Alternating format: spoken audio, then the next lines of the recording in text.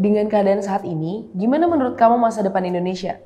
Cerah atau justru malah suram? Menurut penelitian Richard Lynn dan David Becker di tahun 2019, Indonesia punya rata-rata IQ sekitar 78. Kalau dibandingin sama seluruh dunia, peringkat intelektual Indonesia ada di ranking 130-an. Ini jelas menyedihkan, di mana kita semua jadi dianggap sebagai orang yang gak mampu berpikir benar. Memang, secara alat ukur, kita harus mempertanyakan penelitian ini karena satu alat ukur intelektual, standarnya itu beda sama alat ukur lainnya. IQ 100 dari satu alat ukur belum tentu sama dengan IQ 100 dari alat ukur lain. Tapi ngelihat bahwa Indonesia ada di peringkat 130, jadi menakutkan deh ngebayangin masa depan kita.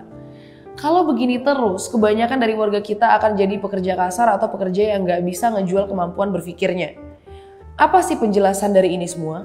Intelektualitas seseorang itu pastinya tergantung dari banyak faktor.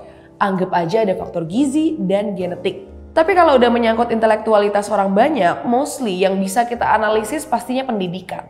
Karena mayoritas orang Indonesia nggak gagal tumbuh dan masih mampu berpikir normal. Mungkin istilahnya kita bisa bilang cara belajar kita sebagai bangsa itu buruk banget, tapi potensi kita untuk berpikir baik itu masih ada. Mungkin kamu ingat gimana Indonesia sempat berjaya di Asia Tenggara. Pendidikan kita dulu pernah lebih baik daripada Malaysia dan Singapura. Kalau sekarang, pendidikan Singapura jauh lebih baik dari Indonesia. Apa faktor terbesar yang ngubah IQ mereka jadi lebih tinggi daripada Indonesia?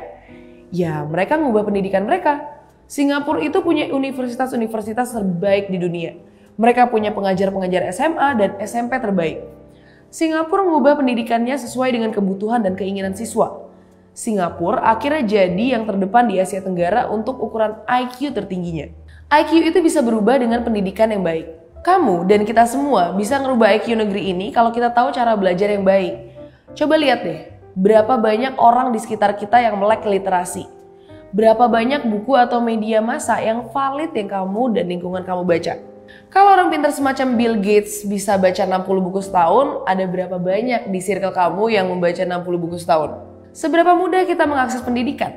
Seberapa banyak ada toko buku bagus di daerah kamu? Kayaknya sih sedikit ya. Kalau kita mau punya masa depan yang cerah, yuk saat ini kita mulai coba untuk membaca. Kita coba untuk ngajarin dan ngawasin anak-anak kecil di sekitar kita tentang pendidikannya.